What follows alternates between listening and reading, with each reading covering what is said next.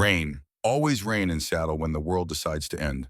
The shipping containers at West Dock stood like steel gravestones in the November storm. Water hammered down on corrugated metal, creating a symphony of chaos that drowned out everything except the gunfire. Elena Carter ran, 24 years old. Waitress uniform soaked through, blood spreading across her left shoulder like a crimson flower blooming on gray fabric. Behind her, men shouted in Italian. Ahead, more gunfire. The kind that comes from automatic weapons, not handguns. The kind that says someone brought a war to the waterfront. She stumbled over a puddle, caught herself on a container wall. Her hand left a bloody print on the steel. The rain tried to wash it away, but couldn't work fast enough. Marcus! Her voice tore through the storm, raw, desperate. The voice of someone who had already lost everything and was about to lose the one thing that remained.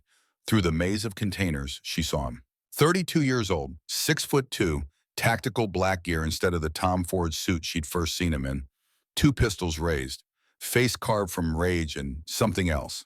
Something that looked like fear. He turned at her voice. Their eyes met across 50 feet of rain and bullets and the space between two different worlds. And in that moment, Elena Carter understood something her father had tried to teach her 7 years ago. That honor isn't about the choices you make when life is easy. It's about the choices you make when a single decision will cost you evermore. The bullet that should have killed Marcus Dante was already in the air. Elena had less than a second to decide. She ran forward. She didn't think. Thinking was for people who had time. She just moved, throwing herself across the open ground with no cover, no protection, nothing but the absolute certainty that she could not let him die. The impact spun her like a top. Fire exploded in her shoulder. Her legs forgot how to work. The concrete rose up to meet her face, and the last thing she heard before the darkness came was Marcus screaming her name. Frank's Diner sat on the corner of 4th and Pike like a grease stain that refused to wash out. The neon sign buzzed, always buzzing, had been buzzing for the 17 years Frank had owned the place, and probably for the 20 years before that. The kind of sound that gets into your bones. That becomes part of the soundtrack of your life, whether you want it to or not. Elena Carter counted her tips at the back counter. 11:45 p.m. Tuesday night. The dinner rush had ended 3 hours ago. The late-night drunks wouldn't start arriving for another hour. In that dead space between chaos and chaos, the diner held its breath. $47, 12 hours of work. 12 hours of fake smiles and aching feet, and customers who thought a pretty face meant they could say anything they wanted. 12 hours for $47. She folded the bills carefully. Ones and fives mostly. A single 10 that some businessman had left, probably by accident. She put them in the zippered pocket of her apron, the one that didn't have a hole. Her phone buzzed. She didn't need to look at it. She'd listened to the voicemail twice already. Mister? Patterson's voice, sharp as a knife and just as friendly. Elena, I'm not running a charity. You're 2 months behind. You have until Friday or I'm putting your mother's hospital bed on the curb. Don't test me. Friday was tomorrow. $47 would not save her, would not save her mother, would not stop the landlord or the debt collectors or the electric company or any of the other wolves circling her life. But it was $47 more than she'd had this morning.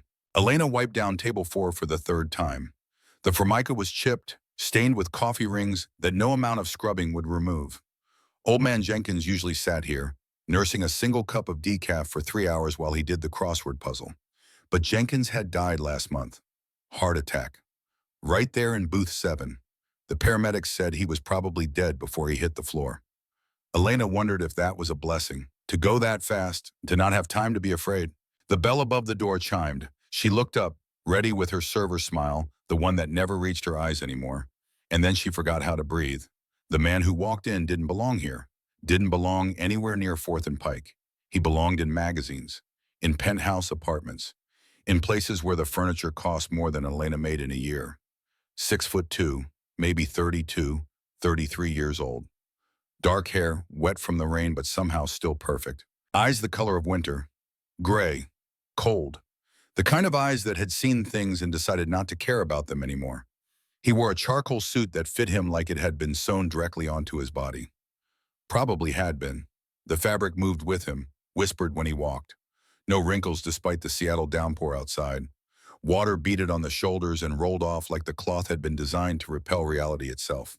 His shoes were Italian leather. Elena knew because Her father had been a mechanic and he'd taught her to recognize quality, to understand the difference between something real and something pretending. These shoes were real. The watch on his left wrist caught the fluorescent light. Platinum, heavy, the kind of watch you could trade for a car. A nice car.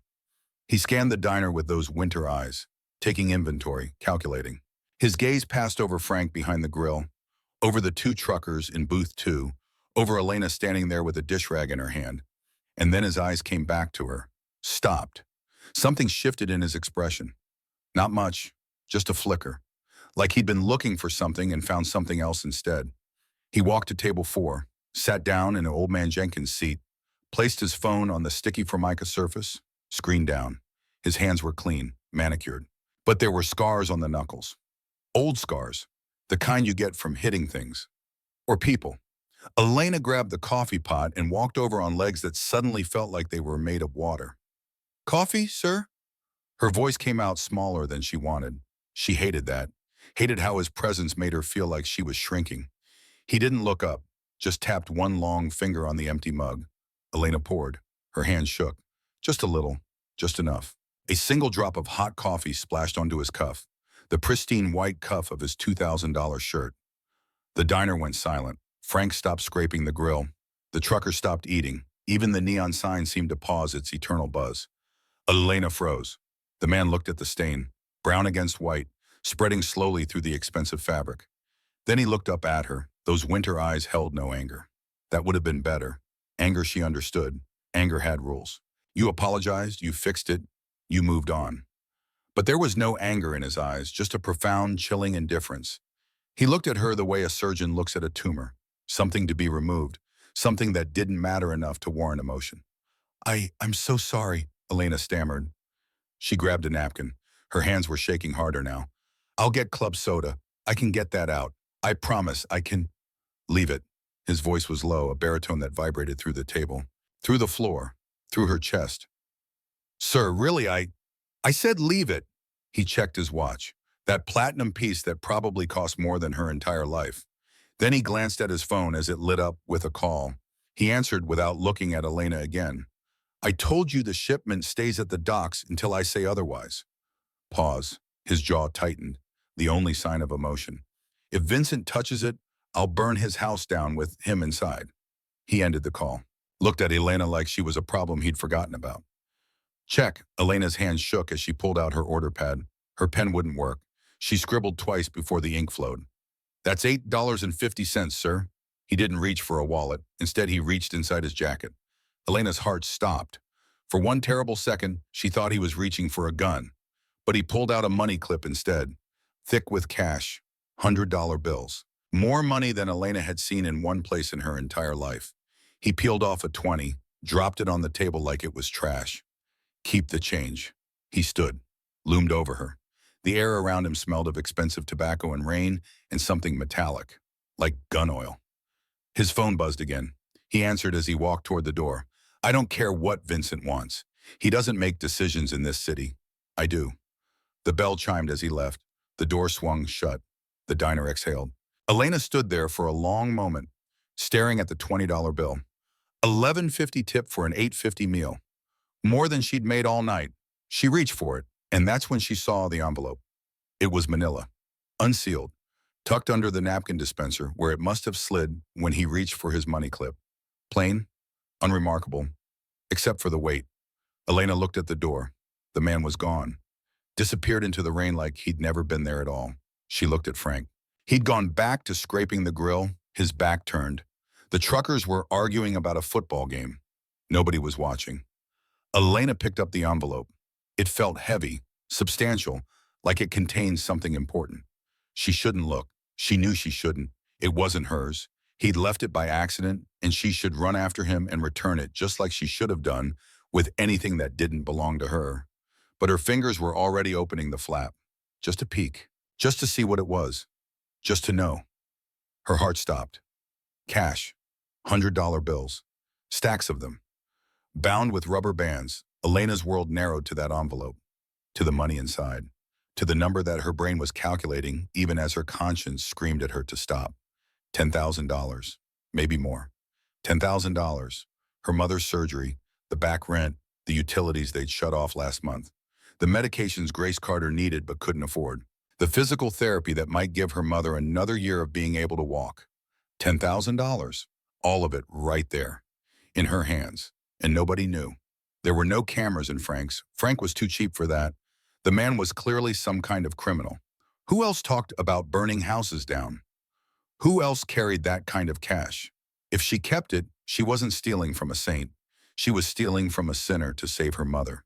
Take it. The voice in her head was seductive. Reasonable. It made perfect sense. He won't even miss it. Look at that watch he was wearing. Look at that suit. $10,000 is nothing to him. It's everything to you. Take it. Elena's hands shook as she shoved the envelope under her apron. She could walk out the back door right now, could pay Mr. Patterson in cash tonight, could buy her mother the good pain medication, the kind that actually worked, could save her. But then she saw him again in her mind, those cold winter eyes, that voice on the phone. If Dominic touches it, I'll burn his house down with him inside. If a man like that found out she took his money, he wouldn't sue her. He wouldn't call the police. He would come for her, and he would find her. Elena looked at the clock, 11:58, 2 minutes left on her shift. She looked at the money. She looked at the door where the man had vanished into the rain. Fear was a powerful motivator, but desperation was stronger. And underneath the desperation, underneath the fear, there was something else, something she'd forgotten she had. Her father's voice, 7 years old but clear as yesterday. In this world, all you have is your word. Money comes and goes, but honor is forever. Sal, I'm taking my break, she yelled. You've got 2 minutes left, Frank shouted back. Elena didn't listen. She grabbed her coat, clutched the envelope against her chest like a shield, and ran out into the storm. The chase, the rain hit her like a physical blow. November in Seattle, cold enough to hurt, wet enough to soak through clothes in seconds. Elena's uniform stuck to her skin. Her sneakers splashed through puddles that hadn't been there this morning. The streetlights reflected in the water like smeared oil paintings. She scanned the street. There, half a block down, idling at a red light, a black sedan, sleek, expensive. The kind of car that whispered money instead of shouting it. A Maybach. Elena knew cars. Her father had taught her before the accident, before the scaffolding collapsed at the construction site, before 3 men died and her whole world changed. That car cost more than the entire city block she lived on. The taillights glowed red in the rain. The light was about to turn green. Elena ran. Her worn sneakers pounded pavement. Her feet splashed through freezing puddles. The envelope pressed against her ribs, through her coat. Hey, sir, wait! Her voice was swallowed by wind and traffic. The light turned green. The car began to roll forward. No, no, no, no. Elena pushed harder. Her lungs burned. Her legs screamed. She cut across the sidewalk, nearly slipping on a discarded newspaper, and sprinted into the middle of the intersection. She waved her arms frantically. The car stopped. Not a screech, not a panic stop, just ceased moving with predatory grace. Like a shark that had decided to pause and examine something small and stupid enough to swim directly into its path. Elena reached the passenger window, gasping for air. Water streamed down her face. Her hair was plastered to her skull.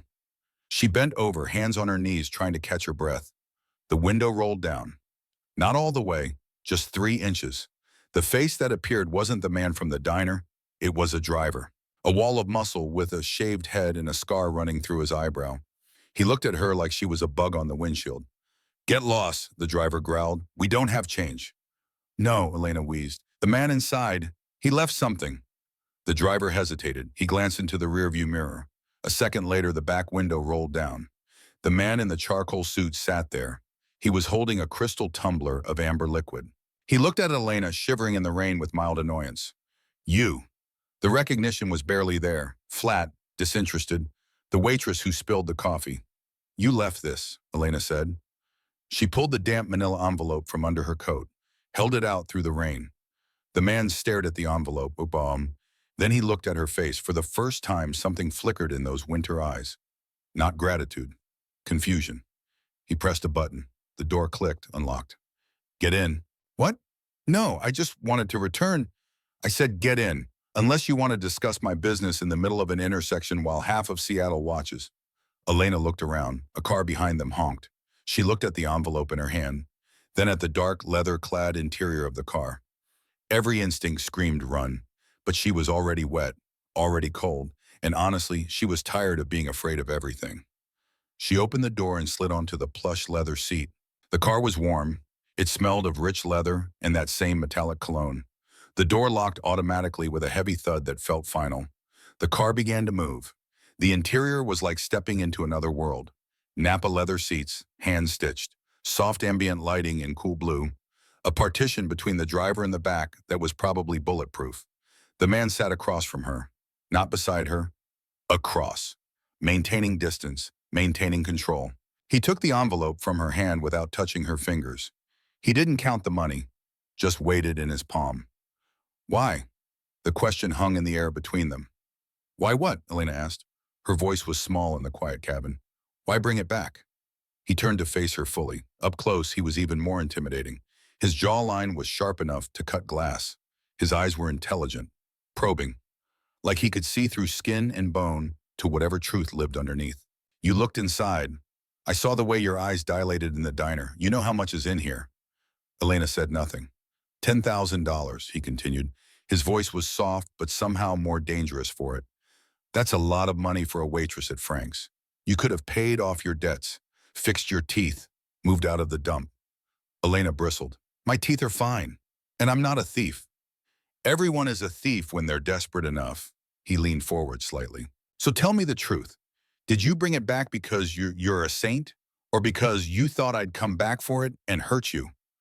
I brought it back because I didn't earn it, Elena snapped. The fear was giving way to irritation. Because my mother raised me better than that. Now, if you're done psychoanalyzing me, can you let me out? I'm going to get fired. The man stared at her, long, uncomfortable. The car was speeding up, heading toward the highway on ramp. Stop the car, the man said to the driver. The driver pulled over immediately onto the shoulder of the dark road. You're an anomaly, Sophie Miller, the man said. Elena frowned. My name is Elena. Elena Carter. He glanced at her chest, at her name tag. My mistake. He opened the envelope and pulled out a single stack of bills, held it out. $1,000 for your trouble. Elena looked at the money. God, she needed it. But taking it now felt wrong. Felt like hush money, even though she didn't know what she was hushing. No, thank you. I didn't do it for a reward. The man laughed. It was a dry, humorless sound. A waitress who returns $10,000 and refuses a reward. Now I've seen everything. He shoved the money into her wet apron pocket before she could protest. Take it. Consider it a tip for the coffee you didn't spill on my pants. Who are you? Elena asked. Her hand hovered over the pocket. The man was silent for a long moment. Then he said, My name is Marcus. Marcus Dante. The blood drained from Elena's face. Everyone in the city knew the name Dante. The Dante family wasn't just the mafia. They were the architects of the city's underworld. They owned the docks, the construction unions, the politicians. Marcus Dante was the eldest son, the one who'd inherited when his father died 3 years ago. The rumors said he'd killed a man when he was 16. Other rumors said he'd killed a lot more than one. She was sitting in a car with the devil. Marcus, she whispered. Get out, Elena. His voice dropped to a dangerous chill. Before I change my mind about letting you go. Elena scrambled for the door handle, practically fell out of the car onto the wet pavement. As she slammed the door, the window rolled down one last time. Elena, she froze. You didn't see me tonight. You didn't find any money. And you certainly didn't get in this car. Do we understand each other? Yes, she squeaked. Good, because if you breathe a word of this, well, you heard what I said about burning houses down. The window rolled up. The Maybach peeled away, disappearing into the rainy night like a phantom. Elena stood on the side of the highway, clutching the $1,000 in her pocket. She was soaking wet, terrified. Miles from the diner, she thought it was over. She thought she had survived her brush with the darkness. She was wrong. The gray van slowed down behind her. Elena didn't hear it over the sound of the rain and traffic. Didn't see it until the side door slid open. Didn't feel the hands grab her until they were already lifting her off the ground. She tried to scream. A hand clamped over her mouth. Rough, calloused, smelling of cigarettes and garlic. She bit down hard. The man cursed but didn't let go. Something sharp pricked her neck. The world started to spin. Her legs went numb. Her arms went heavy. The last thing she saw before the darkness took her completely was a pair of boots hitting the pavement. Boots that were muddy, worn, definitely not Italian leather.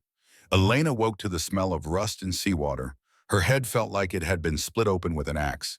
She tried to move her hands and found them zip-tied to the arms of a metal chair. She blinked her eyes open.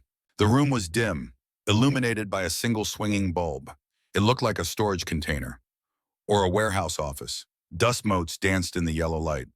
"She's awake." The voice was gravelly, rough, nothing like Marcus Dante's smooth baritone. Elena jerked her head up. 3 men stood in front of her. In the center was a man who looked like a bulldog in a cheap suit. Thick neck, nose that had been broken so many times it zigzagged across his face like a lightning bolt. Where am I?" Elena croaked. Her throat was dry. "You're in the deep end, sweetheart." The bulldog grinned. His teeth were yellow. "Now let's talk about your boyfriend, Marcus." "I don't know him. I just waited on him. I gave him his money back." "We know," the bulldog said. He stepped closer, invading her personal space. He smelled of garlic and sweat and something sour. "We were watching him. We've been watching Marcus for weeks, waiting for him to make a drop." Elena's stomach dropped. "He left that envelope for a contact, a bribe for a judge.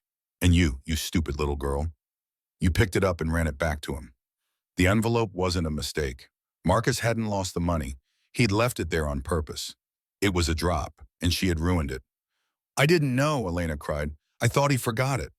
The bulldog laughed, but there was no humor in it. "Because you interfered, the judge didn't get his payment. The deal fell through. Marcus is vulnerable right now." He leaned in, his face inches from hers. "And you're the only person who got close to him tonight. You sat in his car. You talked to him." His breath was hot on her face. "What did he tell you?" "Nothing. He just told me to get out." "Liar!" He backhanded her. The force of the blow knocked the chair sideways. Elena screamed as she hit the concrete floor. Pain exploded in her cheekbone. "Pick her up," the bulldog ordered. The 2 goons hauled the chair back upright. Elena was sobbing now, tears mixed with blood from her split lip. "Marcus Dante is a paranoid man," the bulldog said, pacing west. "He doesn't let strangers into his Maybach unless they're useful, or unless he trusts them." He paused. "Which one is it, Elena?" "Neither, please. I just want to go home to my mom." The bulldog pulled a knife from his belt, curved, wicked. "Here's how this works. You're going to be our little message. We're going to send a video to Marcus. You're going to tell him that you work for us now, that you stole the drop money for us." "But I didn't. It doesn't matter what's true." The bulldog smiled. "It matters what he believes. If he thinks you betrayed him, he'll come for you. And when he comes for you, we'll be waiting to put a bullet in his pretty head." He held the knife to her throat. The metal was cold. "So smile for the camera, Elena. You're about to become famous." One of the goons pulled out a smartphone and started recording. "Say it," the bulldog commanded. He pressed the blade enough to draw a bead of blood. "Say this. Marcus, thanks for the quiche. Vincent sends his regards." Elena looked at the camera lens. She thought about her mother, alone in their apartment, waiting for her to come home. She thought about Marcus Dante's cold eyes. If she did this, Marcus would kill her. If she didn't, the bulldog would kill her right now. She took a shaky breath. "Marcus," she whimpered into the camera. I. She couldn't do it. She couldn't lie. Not when the lie would start a war. She stared straight into the lens, her eyes blazing with sudden defiance. "Marcus, it's a trap. He wants to kill you. Don't come." "Turn it off," the bulldog roared in fury. "Cut the feed." He turned on Elena, face purple with rage. "You stupid—" He raised the knife. Elena squeezed her eyes shut, waiting for the end. Crash. The metal door of the warehouse exploded inward. A cloud of smoke and debris filled the room. Through the smoke, silhouettes moved with terrifying speed. The sound of suppressed gunfire echoed off the metal walls. Thip, thip, thip. The 2 goons dropped to the floor before they could even draw their weapons. The bulldog spun around. He grabbed Elena, using her as a human shield. The knife pressed hard against her jugular. "Back off," he screamed. "I'll slit her throat. I swear to God." The smoke cleared slowly. Standing in the jagged opening of the door, flanked by 4 men with assault rifles, was Marcus Dante. He wasn't wearing the charcoal suit anymore. Tactical black gear, Kevlar vest, a pistol in each hand. He looked like the angel of death. "Let her go, Vincent," Marcus said. His voice wasn't loud, but it carried absolute authority. So the bulldog's name was Vincent. "You ruined everything, Dante," Vincent spat. "This city was supposed to be mine." "It was never yours. You're a bottom feeder." Marcus took a step forward. "Stay back." Vincent pressed the knife harder. Elena felt warm blood trickle down her neck. She gasped. Marcus's eyes locked onto Elena's. For a microsecond, the ice in them cracked. He saw the blood. He saw the terror, and he saw the defiance she had shown on the camera feed. The warning she'd given him. She'd faced death to warn him. "Elena," Marcus said. His voice was strangely gentle. "Close your eyes." Elena didn't question him. She squeezed her eyes shut. Bang! A single thunderous shot rang out. The grip on her neck loosened instantly. She felt a heavy weight slump against the back of her chair, then slide to the floor. Silence returned to the warehouse. "Cut her loose," Marcus ordered. Elena felt hands on her wrists, professional, efficient. The zip ties were snipped. She opened her eyes. Vincent was on the ground, a neat hole in the center of his forehead. Marcus was holstering his weapon. He walked over to her, took off his tactical gloves, reached out. His thumb gently wiped the blood from the cut on her neck. His touch was surprisingly warm. "You warned me, Bob," he said. He sounded genuinely baffled. "Wait, Tom." Elena looked up at him, trembling uncontrollably now that the adrenaline was fading. Because I'm not a thief," she whispered, "and I'm not a liar." Marcus stared at her. The calculation was gone from his face, replaced by something intense, something dangerous in a different way. Possession. "No," he murmured. "You're certainly not." He scooped her up into his arms as if she weighed nothing. "Where are you taking me?" Elena asked weakly. Her head rested against his chest. She could hear his heartbeat. Strong, steady. "You saved my life, Elena, and you just started a war with the Caruso crime family." He walked out into the cool night air toward a waiting armored SUV. "You can't go back to your diner. You can't go back to your apartment." The doors closed, sealing them in together. Marcus looked at her, really looked at her. For the first time since she'd met him, there was something in his eyes besides ice. "You belong to me now," Marcus said quietly, "until I say it's safe." Elena didn't know if that was a promise or a threat, but in the warmth of the SUV with his arm around her shoulders and the rain hammering on the roof, she realized something. Her old life was gone.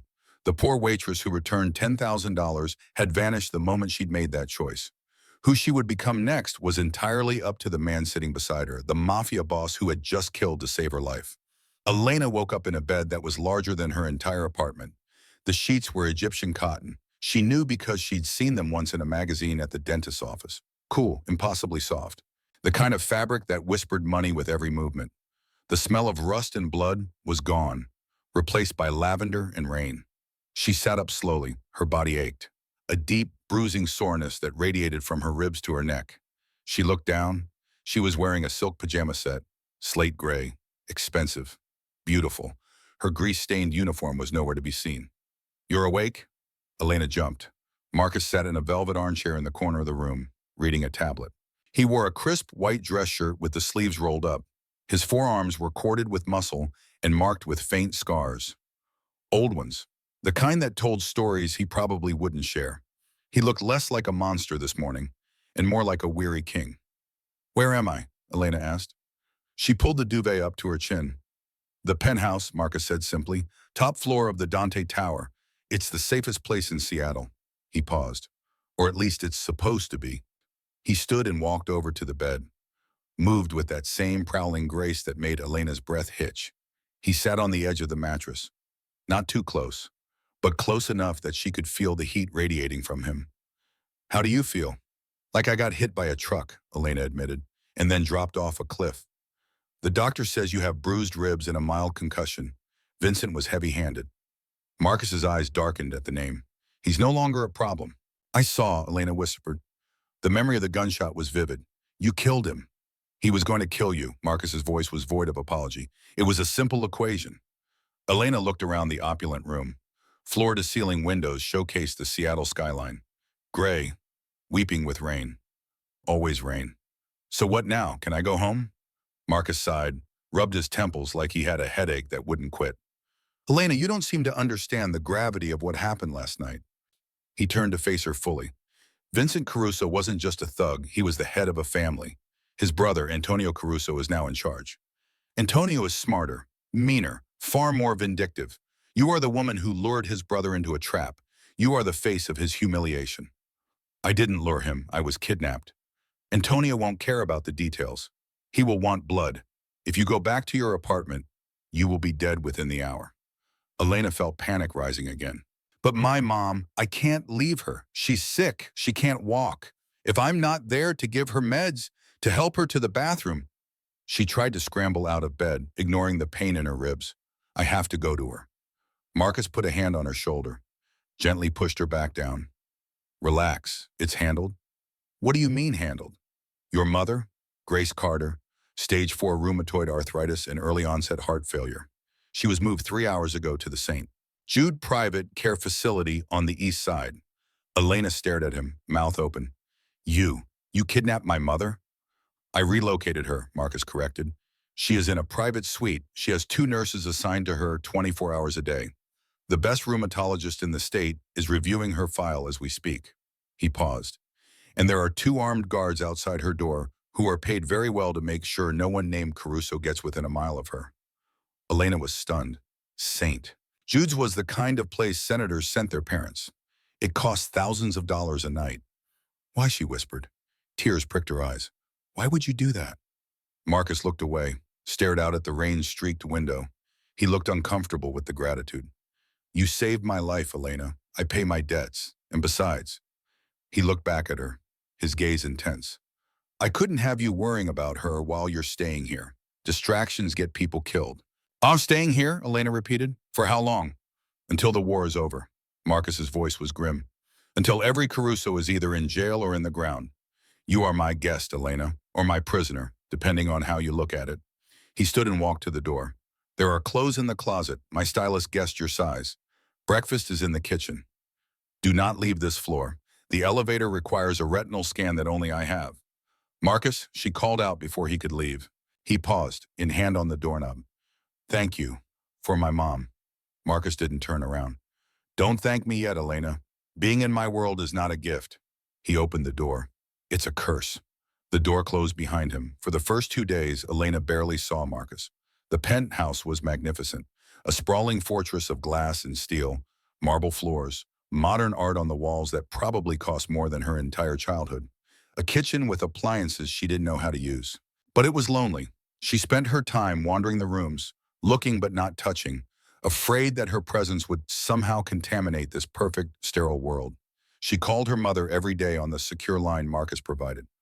Oh, honey, this place is like heaven, Grace gushed on day 3. They have yoga therapy. And the food. Elena, I had salmon for lunch. Real salmon, not the canned stuff. Elena smiled despite herself. I'm so glad, Mom. This new job of yours, this traveling assistant position, it must pay well. Elena's smile faltered. It does, Mom. It really does. She didn't have the heart to tell her mother the truth, that she was trapped in a penthouse with a man who killed people for a living, that she'd stumbled into a war she didn't understand, that she might never go home again. On day 4, Marcus came home early. Elena was in the kitchen, trying to cook pasta because she was tired of the chef's fancy meals. Tired of food that looked like art and tasted like obligation. She wanted comfort, simplicity, something real. She heard the elevator chime, turned to see Marcus standing there, tie loosened, jacket over his arm. He looked exhausted. You're cooking, he observed. It wasn't a question, just a statement. The chef made foie gras last night, Elena said. I just wanted spaghetti. Marcus walked to the kitchen island, sat on one of the leather bar stools, watched her. May I? Elena nodded. He stayed.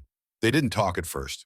Elena focused on the pasta, on the simple tomato sauce she was making from canned tomatoes and garlic. Nothing fancy, nothing impressive, just food. My father died in a construction accident, Elena said suddenly. She didn't know why she was telling him. 7 years ago, scaffolding collapsed. 3 men died. Marcus was silent for a long moment. I didn't know. You can't know everyone who dies for your empire. She didn't say it with malice, just fact. Marcus looked at his hands. I wish I could. Elena plated the pasta, put it in front of him. It was simple, honest, nothing like the meals his chef prepared. Marcus took a bite. It's good. It's pasta. It's better than good. They ate in comfortable silence, and for the first time since she'd met him, Elena saw something human in Marcus Dante's winter eyes. Late night. Elena couldn't sleep. The bed was too big, too soft, too quiet. She went to the library, found comfort in the rows of books. Most were business texts, crime novels. But tucked in the corner, she found something unexpected. The Art of Bread Making. A cookbook, well-worn, a bookmark at page 47. She pulled it out, flipped through the pages. Someone had made notes in the margins. Careful, precise. Couldn't sleep? Marcus stood in the doorway. He was wearing sleep pants and nothing else. His chest was marked with more scars. A long one across his ribs, a circular one near his shoulder that looked like a bullet wound. Too quiet, Elena admitted. Marcus walked into the library, poured himself a whiskey from the crystal decanter on the side table. You get used to it. Do you? He took a drink, didn't answer. Elena held up the cookbook. Yours?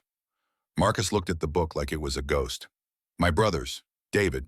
He wanted to open a bakery. Past tense. Wanted. What happened to him? Overdose. 5 years ago. Heroin. Marcus's voice was flat, like he'd said the words so many times they'd lost meaning. He didn't want to be part of the family business. Our father insisted. David found other ways to escape. He finished his whiskey in one swallow. I found him in the bathroom, called the ambulance. They said he was probably already gone, that there was nothing I could have done. He poured another drink. They were lying. There was something I could have done. I could have let him go, could have told our father to leave him alone, but I didn't. I was too much of a coward. Elena stood, walked over to him. You were a kid. I was 27, old enough to know better. Your father died the same time? Heart attack, at David's funeral. Maybe it was the grief, maybe it was guilt, I don't know. Marcus looked at her. I inherited an empire at 27 with zero preparation. 300 families depending on us, 50 businesses. A war with the Carusos that had been simmering for 15 years. He set down his glass. I hate this world, Elena, but I have to hold it up for everyone who depends on me. Sometimes I don't know if I'm strong enough. Elena reached out, took his hand. You are, because you're still trying. Marcus looked at their joined hands like he'd forgotten what human touch felt like. You should go to bed. But he didn't let go. Day 8 brought Julian Cross. Elena was in the library, organizing books by color, a nervous habit she couldn't shake. The elevator chimed, but it wasn't Marcus. The man who stepped out was older, late 40s, silver hair combed back perfectly, sharp features, wearing a suit that screamed old money and older power. He looked at Elena like she was a specimen under glass. You must be Elena Carter. His voice was smooth, cultured, dangerous in a way that was different from Marcus. I'm Julian Cross, Mr. Dante's advisor. Nice to meet you.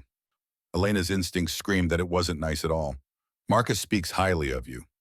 Julian walked into the library like he owned it, probably did in a way. It's rare for him to bring anyone here, to his private sanctuary.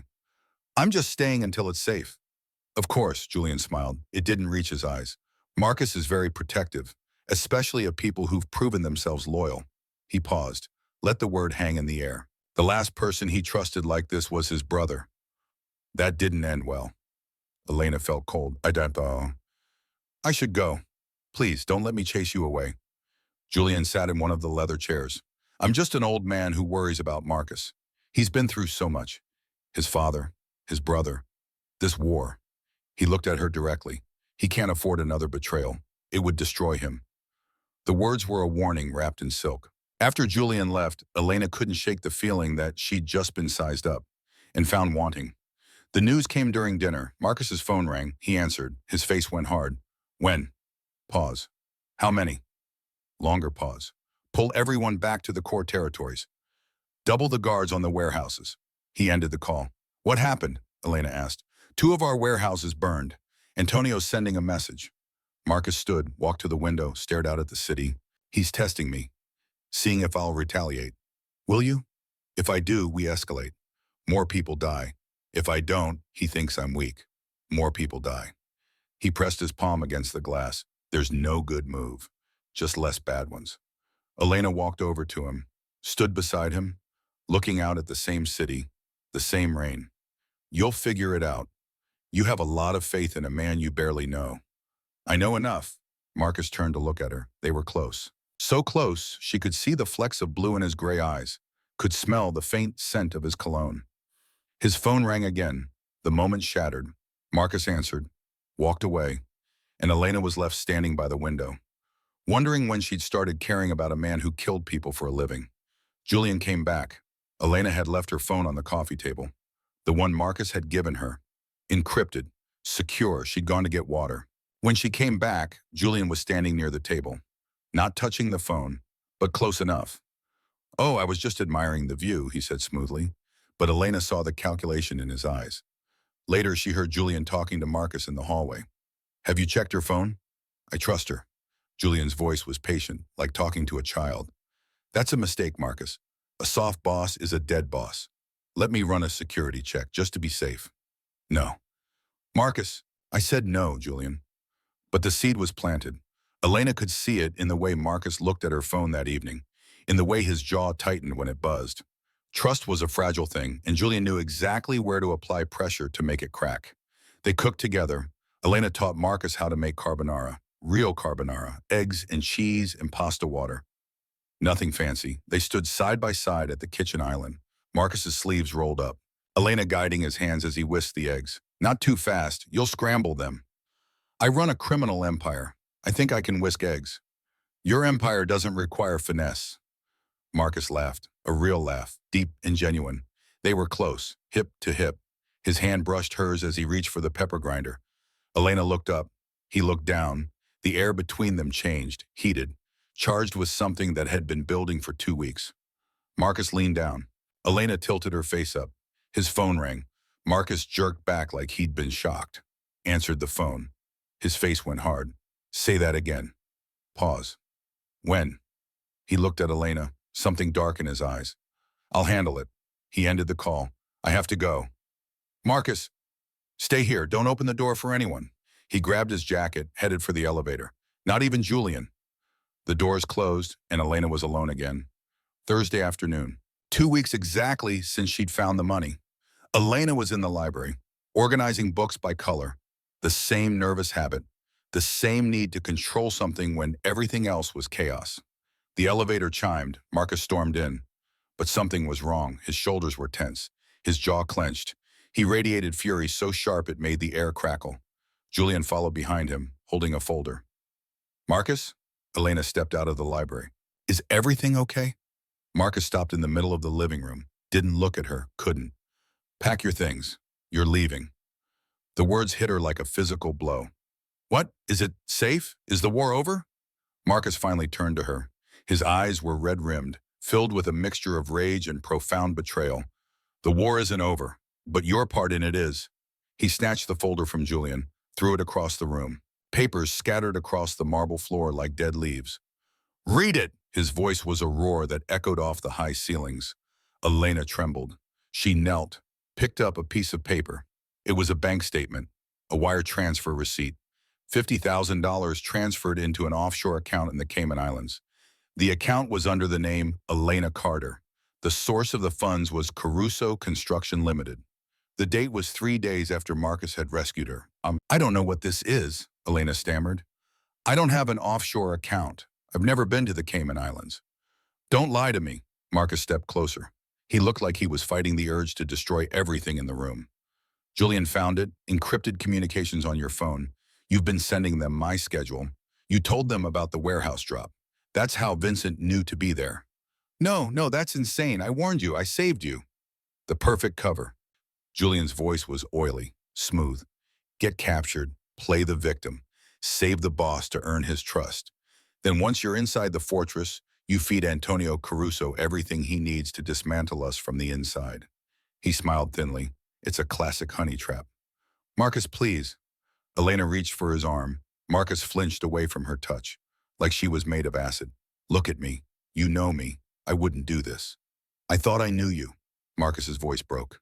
"I actually thought for the first time in my life that I could trust someone who wasn't on the payroll." He turned away, faced the window, hands clenched into fists at his sides. "I let you in. I let you near my family's secrets. I protected your mother." "My mother?" Elena gasped. "If I was working for the Carusos, why would I let you take my mother?" "Leverage," Julian answered smoothly, "to make the con look real." Marcus was silent, staring out at the city. at the empire he'd built on blood and bones. I should kill you, he whispered. The rules say I have to kill you. The room went silent. Elena stopped breathing. But I can't. Marcus's voice was barely audible. God help me, I can't. He turned back, his face a mask of stone, but there was moisture on his cheeks. Just a hint. Just enough. Get out. Julian will drive you to the city limits. You have 1 hour to disappear. If I see you in Seattle again, if I even hear your name, he couldn't finish. I won't hesitate next time. Marcus, you're making a mistake, Elena cried. Julian is lying. He's setting me up. Julian grabbed Elena's arm. His grip was bruising. Come on, you heard the boss. He dragged her toward the elevator. Elena dug her heels in, looking back at Marcus, begging him with her eyes to see the truth. But Marcus didn't look up. He was staring at the floor, at the fake bank statement that had broken his heart. Julian shoved Elena into the elevator, pressed the button for the garage. As the doors slid shut, cutting off her view of Marcus, Julian leaned in close to her ear. You were making him soft, Julian hissed. A soft boss is a dead boss. I did what I had to do to save the family. Elena's eyes widened. You forged it. You forged everything. Julian smiled, thin, cruel. Of course I did. And tonight, while he's grieving his little betrayal, Antonio Caruso is going to hit the shipment at the West Docks. Marcus will be too distracted to see it coming. And when Marcus falls, I'll be there to pick up the pieces. The elevator dinged, garage level. Julian shoved her toward a waiting sedan. Get in. I'm dropping you at the bus station. If you're smart, you'll catch the first ride to Idaho and never look back. Elena sat in the back of the car, her mind racing. She was being discarded. She was safe. She could leave, could run away, could start over somewhere where no one knew her name. But she thought of Marcus, standing in that penthouse, alone, believing she had betrayed him, walking blindly into a trap that would kill him. She thought of the man who had sat on the edge of her bed and checked to see if she was okay, who had moved her mother to the best care facility in the city, who had looked at her in the kitchen like she was the first real thing he'd seen in years. She wasn't a soldier. She wasn't a hero. She was a waitress. But she loved him. The realization hit her harder than Vincent's fist. She loved Marcus Dante, and she wasn't going to let him die. Julian dropped her at the Greyhound station on Stewart Street. 8 p.m.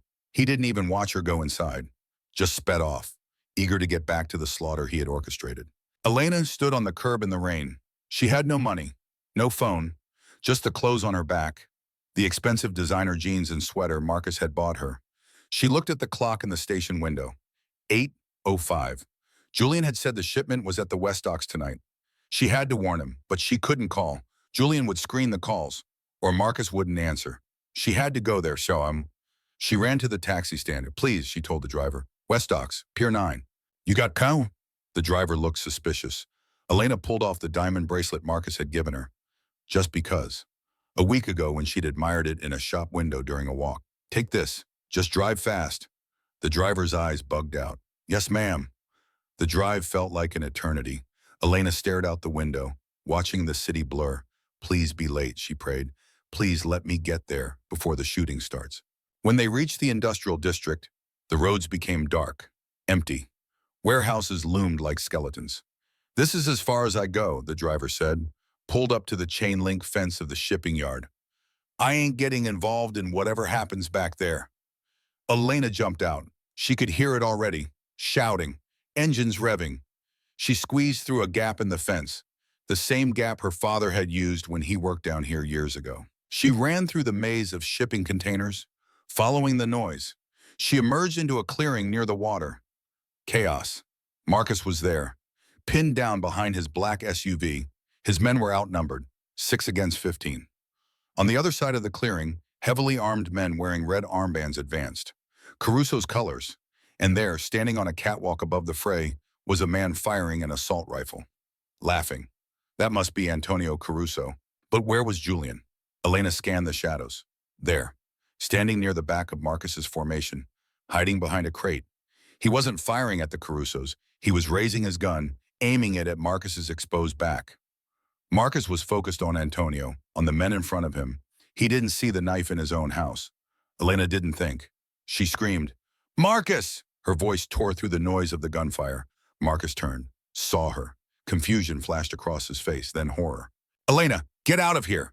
Julian pulled the trigger. Elena was already moving. She didn't calculate, didn't weigh the odds. She just threw herself forward, sprinted across the open ground with no cover, no protection. As Julian fired, Elena launched herself at Marcus, shoved him hard to the side. The bullet meant for Marcus's heart found her instead. The impact spun her around. It felt like being punched by a giant, followed by burning, searing heat in her shoulder. She collapsed onto the wet concrete, rain mixing with blood, washing it away as fast as it flowed. The last thing she heard was Marcus screaming, a sound of pure animalistic agony. And then the darkness came. Soft, gentle, like falling asleep. The Reaper, time stopped.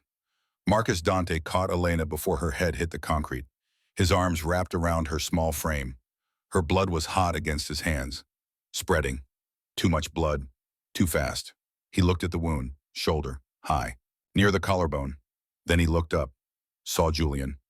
Gun still raised, smoke drifting from the barrel. The betrayal registered in Marcus's brain like a bomb going off. Julian, the man who had served his father for 25 years, who had taught Marcus to tie his tie when he was 12, who had stood at Lorenzo Dante's funeral and promised to protect the family.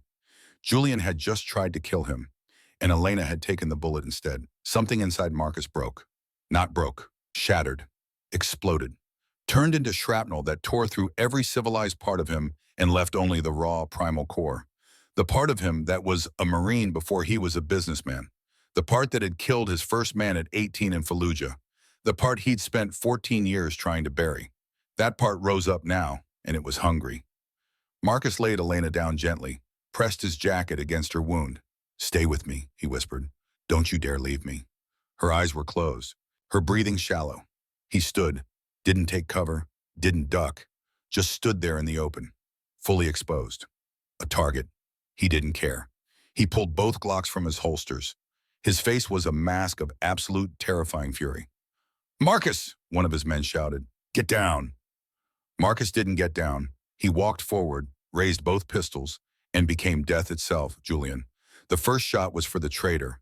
Marcus turned, locked eyes with Julian across 30 feet of rain and chaos. Julian's face went pale. He raised his gun, tried to aim. Too slow. Marcus fired. One shot, center mass between the eyes. Julian's head snapped back. The gun fell from his fingers. His body crumpled like a puppet with cut strings. He was dead before he hit the ground. Marcus didn't pause, didn't check, didn't care. Julian Cross had ceased to exist, and Marcus had 14 more targets.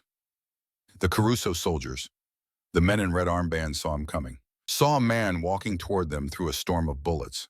No fear, no hesitation, just cold mechanical precision. They fired. Marcus moved. Not fast, not desperate, just efficient, like he'd done this 1,000 times before. Because he had. He shot the first man twice. Chest, chest. The man dropped. Pivoted, shot the second. Head, clean. Third man, Mozambique drill. 2 chest, 1 head. Down. Fourth, fifth, sixth. Each shot perfectly placed. No wasted movement, no wasted ammunition. His men rallied behind him, pushed forward. The Caruso soldiers broke, started retreating, but there was nowhere to go. Marcus Dante was a reaper in a shipping yard, and he was harvesting souls. 7, 8, 9, 3 left. They dropped their weapons, raised their hands. "Please, we surrender." Marcus shot them anyway. Execution style, 1, 2, 3.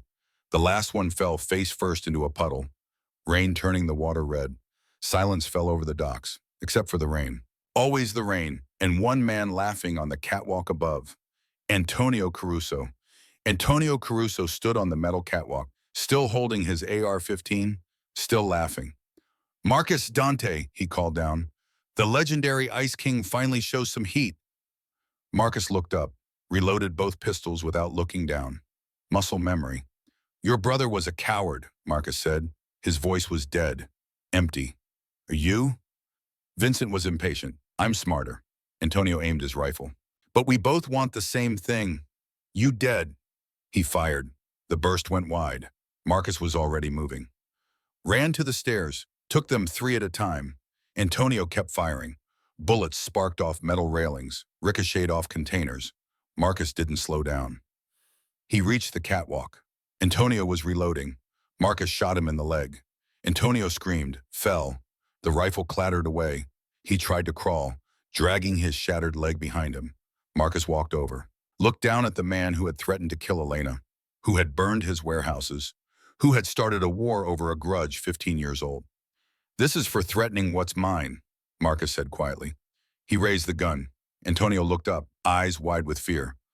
Wait, we can make a deal. I have information. I have—" Bang! The shot echoed across the empty docks.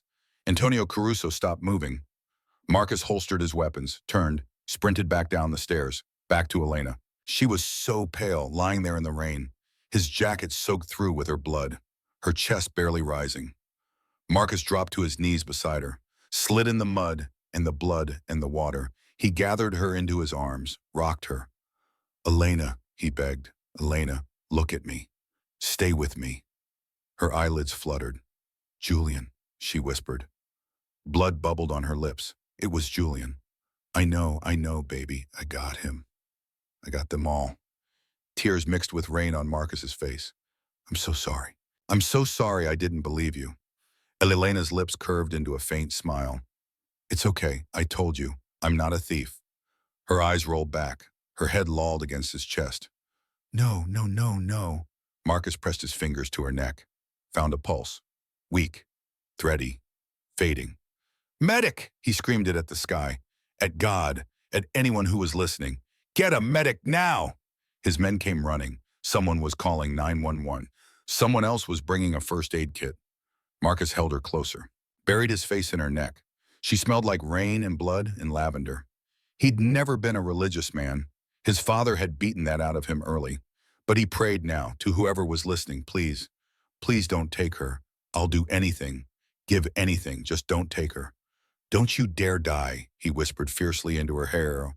"I still owe you $1,000. Sirens wailed in the distance. Getting closer, but not close enough. Never close enough. Harborview Medical Center. The waiting room was a sterile purgatory of fluorescent lights and linoleum floors. For 18 hours, Marcus Dante paced. He'd changed out of his tactical gear. Someone had brought him a fresh suit, charcoal gray, the same color he'd been wearing the night he met her. He hadn't eaten, hadn't slept, had simply existed in a state of suspended terror. His men were stationed at every exit, every elevator, every stairwell. The hospital was on lockdown. The doctors were terrified, not of the men with guns, but of the man in the charcoal suit who had told the chief of surgery very quietly that if Elena Carter died, this hospital would burn, and everyone believed him. At 4 a.m., the double doors swung open. Dr. Aris stepped out, surgical cap in hand. He looked exhausted. Marcus stopped pacing. Couldn't speak. Couldn't breathe. She made it. The air left Marcus's lungs in a rush. He staggered back a step, caught himself on a plastic chair. The relief was so violent it felt like physical pain. "The bullet missed the heart by centimeters," Dr. Aris explained. "It shattered the clavicle and nicked the subclavian artery. We had to perform a massive transfusion." He paused. "She's in a medically induced coma to let the swelling go down. But Marcus, she's a fighter. I've never seen vitals stabilize that fast." "When can I see her?" "She needs rest. The ICU is—" Marcus gave him a look that reminded the doctor exactly who owned the construction company that built this wing of the hospital. "Right this way, Mr. Dante." The ICU room was dim. Machines beeped steadily. Monitors displayed numbers that Marcus didn't understand but watched obsessively anyway. Elena looked small in the hospital bed. Swallowed by wires and tubes, her skin was the color of paper. A ventilator breathed for her. In, out. Mechanical. Reliable. Marcus pulled a chair to the bedside.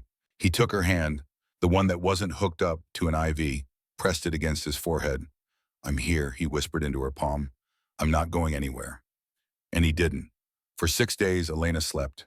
And while she slept, Marcus Dante went to work. But not with guns, with a phone and a pen. He dismantled the Caruso empire piece by piece. With Vincent dead and Antonio gone, the organization was headless, leaderless, vulnerable. Marcus absorbed their territories, not with violence, with commerce. He bought their debts, hired their soldiers, offered them better deals than the Carusos ever had. By day 3, the streets were quiet. By day 5, the FBI had arrested 47 Caruso associates on RICO charges. The war was over. On day 4, Marcus left the hospital for 2 hours. He drove to St. Jude Private Care Facility, sat by Grace Carter's bedside. Grace was awake, alert, better than she'd been in years. "You're Marcus," she said, not a question. "Yes, ma'am." "Elena talks about you in her calls." Grace looked at him with eyes that were the same warm brown as her daughter's. "She says you saved her life." Marcus looked at his hands. "She saved mine first." Grace smiled. "Tell me about my daughter, when she was young." And Marcus listened to stories about Elena at 7, bringing home stray cats, feeding them with her own lunch money, about Elena at 15, working 3 jobs to help pay bills after her father died, about Elena at 20, dropping out of college to take care of her mother full-time. "She's always been saving people," Grace said softly. "It's who she is." Marcus thought about a woman who had spent her whole life putting others first, who had returned $10,000 she desperately needed, who had taken a bullet for a man who had thrown her away. He thought about what he'd almost lost, and he made a decision. On day 6, Marcus broke down. 3 a.m. alone with Elena. The nurses had learned not to disturb him during these hours. He held her hand and cried. For the first time since his brother died, since his father died, since he'd been forced into a life he never wanted, he cried. "I'm sorry," he whispered. "I'm sorry I didn't believe you. I'm sorry I let Julian poison my mind. I'm sorry I almost lost you because I was too damaged to trust." He pressed her hand to his lips. "I love you. I know you can't hear me, but I love you, and if you come back to me, I promise I'll be better. I'll be the man you deserve." The machines beeped. Elena didn't stir, but somewhere deep in her unconscious mind, maybe she heard him, because on the morning of day 7, everything changed. The rain stopped. For the first time in 2 weeks, the sun broke through the Seattle gray. A beam of light fell across the hospital bed, warm, golden. Elena's finger twitched. Marcus was dozing in the chair. He'd finally allowed himself to close his eyes for just a moment. He snapped awake instantly. Elena. Her eyelashes fluttered. She groaned, a low sound of discomfort. Then her eyes opened, hazy at first, confused, the lingering fog of medication and trauma. But they found him immediately, focused, sharpened. "Marcus," she croaked. Her voice was wrecked from the intubation. Raw, beautiful. "I'm here," he said. He leaned in, close enough to see the gold flecks in her brown eyes. "Don't try to talk, just breathe." She blinked, memories flooding back. The docks, the gun, Julian. "Did you?" She tried to sit up. Marcus gently pressed her back down. "Are you okay?" Marcus let out a choked laugh. Tears spilled over his lashes. "Am I okay? You took a bullet for me, Elena. You almost died. And you're asking if I'm okay?" "You looked sad," she mumbled. Marcus kissed her knuckles, over and over. "I'm not sad anymore. I'm yours. Do you hear me? I am entirely, completely yours." Elena smiled, weak but real. "Does that mean I get a raise?" Marcus laughed, a genuine, joyful sound that banished the shadows in the room. "We can discuss your compensation package later." He pressed the call button for the nurse, but he didn't let go of her hand, not for a long time. The bell above the door at Frank's diner jingled. Frank was behind the grill, scraping grease, miserable as always. The lunch rush was over. The diner was empty except for a few regulars nursing coffee. "We're closed for cleaning," Frank barked, without looking up. "Funny," a deep voice said. "The sign says open 24 hours. Frank spun around. The color drained from his face. Marcus Dante stood in the doorway, but he wasn't alone. Next to him, looking radiant in a cream-colored cashmere coat, was Elena. Her arm was still in a sling, but she looked healthy, glowing. Happy in a way Frank had never seen in all the years she'd worked here. "Elena," Frank stammered, "I haven't seen you in months. You just walked out on a shift. I should have fired you." "Actually, Frank," Marcus stepped forward, placed a document on the counter. "You're the one being fired." "What?" Frank squinted at the paper. It was a deed of sale. "I bought the building," Marcus said casually, "and the business, this morning. Overpaid for it too, but I'm feeling generous." Frank looked from Marcus to Elena. "You bought the diner?" "Technically, I bought it." Marcus turned to Elena. "But I'm gifting it to the new owner." Elena's eyes went wide. "You didn't. You said you wanted to open a bakery." Marcus shrugged. "This place has a great industrial oven. It just needs, well, it needs to be burned down and rebuilt, essentially. But the location is good." He turned back to Frank. "Pack your things. You have 10 minutes." Frank didn't argue. He grabbed his coat and ran out the back door like the devil himself were chasing him. Elena walked behind the counter, ran her hand over the chipped formica, over the coffee stains that would never come out, over the ghosts of 1,000 shifts. This place had been her prison for 5 years. Now it was her kingdom. She looked at table 4, the table where it all started. Marcus walked over to it, pulled out his money clip, the same platinum clip he'd had that first night. He peeled off 10 $100 bills, fanned them out on the sticky table surface. "What are you doing?" Elena asked. She walked over to him, returning the investment. Marcus pulled her close with his free arm, careful of her injury. "That night, I left $1,000 on this table by mistake. I thought it was the worst mistake of my life when I realized it was gone." He looked deep into her eyes. "But it turns out it was the best deal I ever made." "Why?" Elena asked, teasing him. "Because you got your money back?" "No," Marcus leaned down, his lips brushing hers. "Because for $1,000 I bought a second chance at life, and I found a queen to rule this city with." Elena smiled, threaded her fingers through his hair, the dark strands now showing more silver at the temples. "Stress, or maybe just time. I'm going to make this the best bakery in Seattle, Marcus. I'm going to make you fat on croissants. I look forward to it." He kissed her then. Not the kiss of a mafia boss claiming a prize, but the kiss of a man who had been lost in the dark for a long time and had finally found his way home. Outside, the rain began to fall on the Seattle streets. But inside the diner, under the buzzing neon light, everything was warm. The bakery opened on a Tuesday. Elena's Artisan Breads. Simple name. Honest. Like everything about her. The line stretched around the block. Marcus stood behind the counter with her, wearing an apron that said Head of Security that Elena had made for him as a joke. He wasn't joking about the security part. There were still people who remembered the Caruso War, who held grudges, but the streets were quiet now. Marcus had kept his promise. He'd stepped back from the violent side of the business, handed operations to younger men, men who understood that the world was changing. He focused on the legitimate enterprises, construction, real estate, investments. The Dante name was slowly being rebuilt, not as crime lords, but as philanthropists.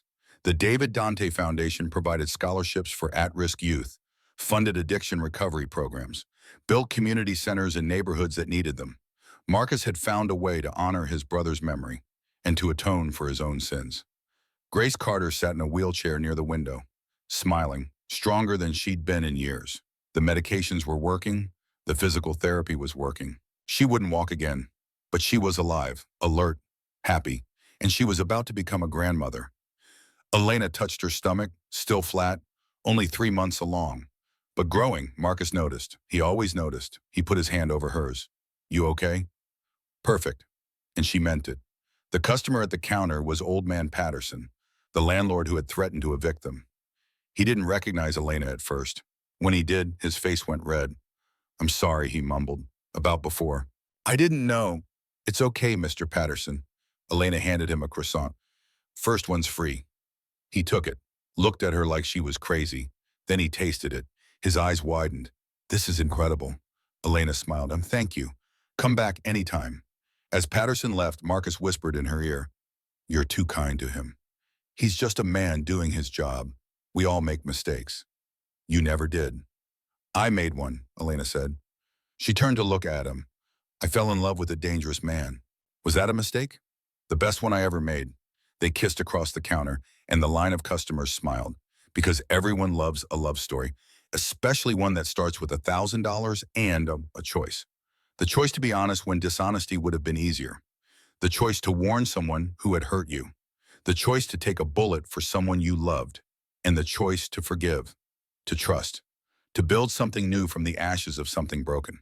Outside, the sun broke through the clouds. No rain, just light, falling on a city that was learning, slowly, to heal. And on two people who had found each other in the darkness and chosen against all odds to walk into the light together. The poor waitress had returned the money, but she had kept the heart of the man who left it, and that was a fortune that no amount of money could ever buy. Honor, it turned out, was forever. Just like her father had said, the end.